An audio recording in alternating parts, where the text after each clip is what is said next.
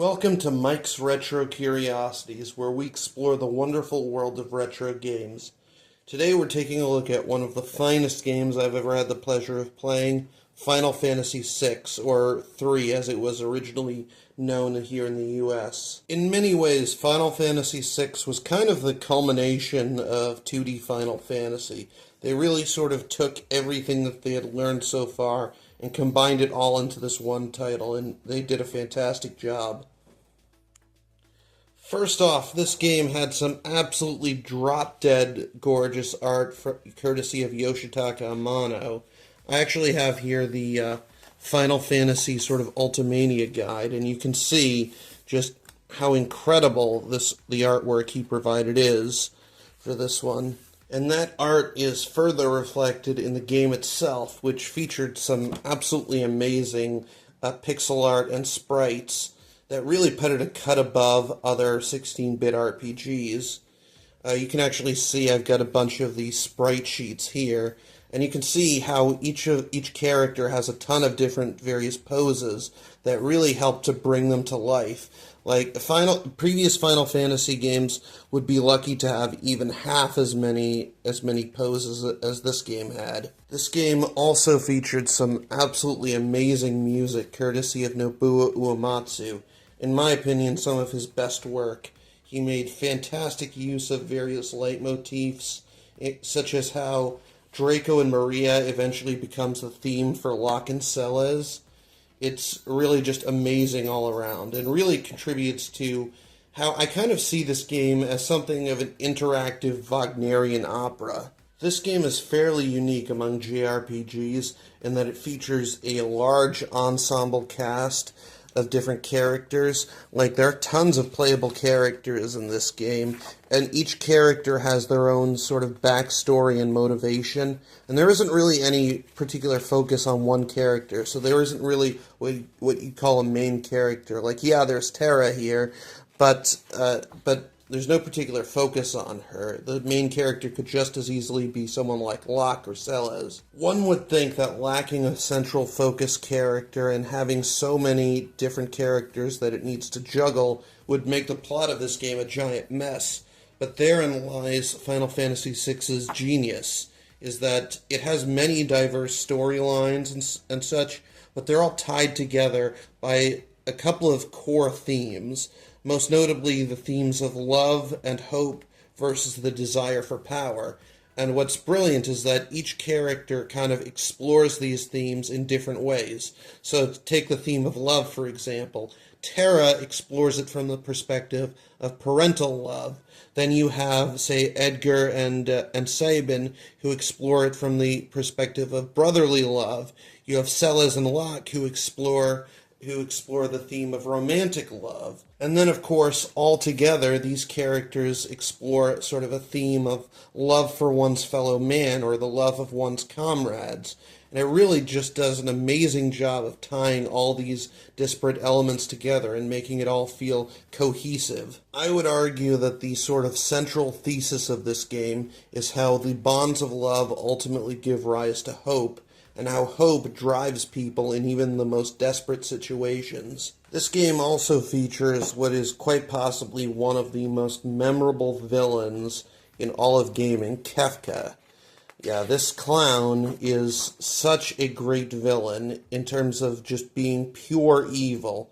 He has no pity or compassion or anything like that.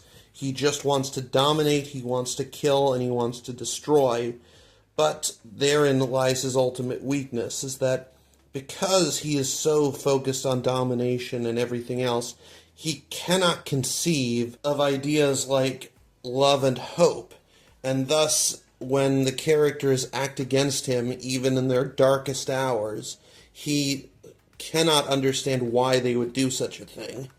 Without wishing to spoil anything, this game has a fantastic plot twist about halfway through that completely changes everything. It drastically shifts the stakes and the trajectory of the plot, and it's incredibly dark, but it's just wonderful. On top of that, the ending is absolutely amazing. It's practically apocalyptic. It's biblical. It's very much sort of the twilight of the gods, and it's absolutely unforgettable. Now, as far as core gameplay is concerned, this game largely follows traditional Final Fantasy conventions from the time, so it uses the active time battle system. But the game puts an interesting spin on the tried but true formula, mostly through the use of magicite. Basically, most of the characters in this game can't use magic natively, so instead they have to equip crystals called magicite. This not only provides them with a summon when used, but also while it's equipped to them, they'll start learning various pieces of magic and different magic spells. It will also affect their stats and such, so that you can control how they develop over time. And what's cool is that this basically means that any character can learn any spell, and you're kind of constantly trying to micromanage your party in order to maximize who learns what spells and when, and trying to sort of get the most out of each piece of magicite. It's a system that allows for a ton of depth and customization, but is ultimately very easy to understand and utilize. In my opinion, Final Fantasy VI is one of gaming's greatest masterpieces. It is an absolutely incredible experience, one that I've played through many times, and actually I do find that this is a game that greatly benefits from repeated playthroughs. When I played it for the first time, I honestly wasn't that impressed by it, but each repeated playthrough, I've learned to appreciate it more and more. I've learned to sort of dig into its depths and see the true beauty within. So yeah, this game is an absolute must-play for anyone. I have a couple of different versions of the game here. This is the Super Famicom version. This is the original one. I mostly have this because this is just a game that I love so much, and I love the art. So I love having this on my shelf to kind of remind me of it. The Super Nintendo version that was released in the US is pretty good, but it had some issues. The translation wasn't always 100%. They definitely messed it up in a few spots. Final Fantasy VI would come to the Game Boy Advance. It features a new dungeon. However, there are some problems. Most notably, the Game Boy Advance's sound hardware is not as good as the Super Nintendo's, and thus the music can sound a little crunchy. It's still perfectly playable, and it's still a great version to play. But in terms of sound, it's not 100%. This version actually does, in most fans' opinion, contain the best translation of the game.